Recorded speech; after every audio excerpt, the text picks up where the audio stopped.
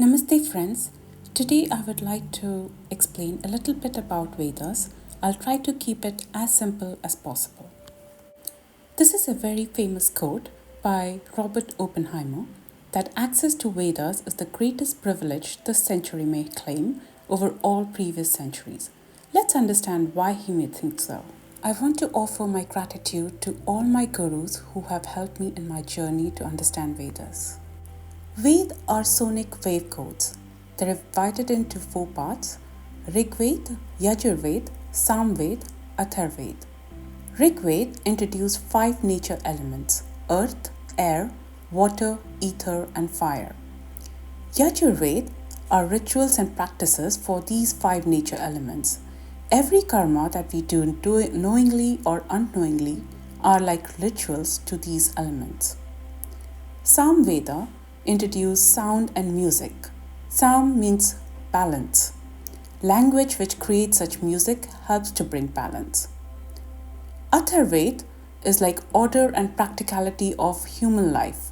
It consists of spells, charms, and magic formulae. Ved is Shruti. Shruti means they were heard from the sky. Ved can be understood with higher perception only. Ved is personified as Ved Purush. To understand Vedas, each part of the Ved Purush has been divided.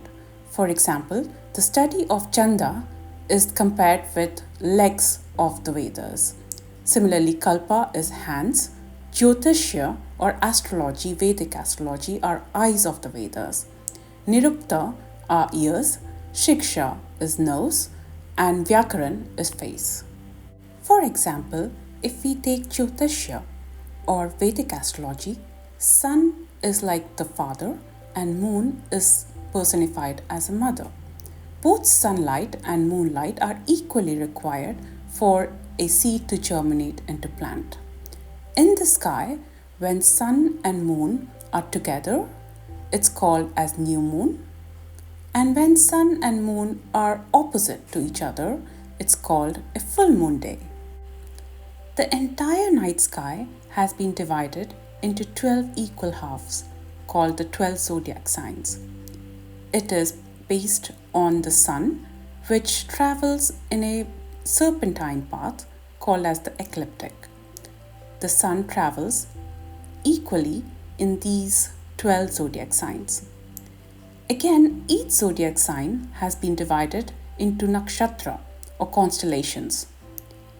Each zodiac has been divided into four equal parts called as nakshatra or constellations. Earth is said to be bhugol. That gol means like a circle, and that circle has been divided into equal halves, 12 equal halves, and each of 30 degrees. Each zodiac is again divided into four equal halves called as nakshatra of 13.5 degrees each. These 12 zodiac and the 27 or 28 nakshatra form a toroidal energy field around the consciousness. A toroidal is represented as a Shri Yantra. Everything on earth is conscious, be it the earth itself, we human beings, other entities, everything is conscious. A toroidal is like a donut-shaped pattern. A toroidal pattern or Shri Yantra is like a lotus. This is like the Shri Yantra in a 3D. If you see the base, that's where sun and moon are together. On the top or the bindu after the steps, that's when sun and the moon are opposite to each other. It is said to be a full moon day. And when the sun and moon are together, it's a new moon day. The moon is said to be moving in steps of the Shri Yantra, 15 up and 15 down. Each step has got its own energy called as Nitya Devi. I found this particular YouTube channel quite interesting to understand more about the phases of the moon and Shri Yantra. The phase as above, so below. As the sky is, so is our inner body. Our subtle body also forms a toroidal-like pattern around us. Even the earth itself, because it's conscious, it forms a toroidal shape pattern around it. Our subtle body is divided into left and the right. It's both solar and the lunar channels. And when we balance both the solar and the lunar channel, that's when a person is said to be in balance. Yoga, which is now termed as yoga in the West, is nothing but uniting the left and the right channel of our subtle body, the lunar and the solar channel of human subtle body. The left and the right channel, the lunar and the solar channel, need to be balanced so that the middle channel gets awakened. That's where the Kundalini can rise upwards. The left and the right channels are patterned like a serpentine. It is similar as the serpentine ecliptic path of the sun in the sky. That's why the term as above, so below. These left and the right channels or nadis, they intersect as something called as chakras, or chakra means a wheel. Each chakra has been denoted with its own energy, its own study, and also its own color. The 7 chakras resemble the 7 colors of the rainbow in the sky.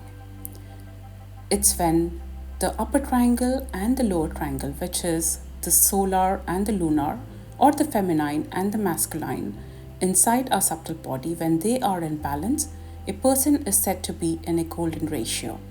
Golden ratio is phi, which is nothing but aligning all these chakras into their own balance. That's when a person is in meditation or centration. A person is said to be in balance. Even in the toroidal pattern, we see the spiral, which is the golden ratio phi, and it is designed as the same colors of the rainbow. Our human goal is to understand the left and the right channels and to balance them, to bring them in yoga, bring them into unity. Brahma, Vishnu, and Maheshwara are the trinity, which are the aspects of these 3 channels which we need to understand and balance towards each other. The trinity can never be separated. They are aspects of the ultimate reality of Brahman within us. Once we understand how to balance these 3 trinity within ourselves, that's when we enlighten and we awaken. How we breathe, what we eat, what we hear, what we listen, the music, everything is very important. All the 5 senses or the 5 indriyas are quite important to understand the balance within us. Namaste friends. Dhanyavad.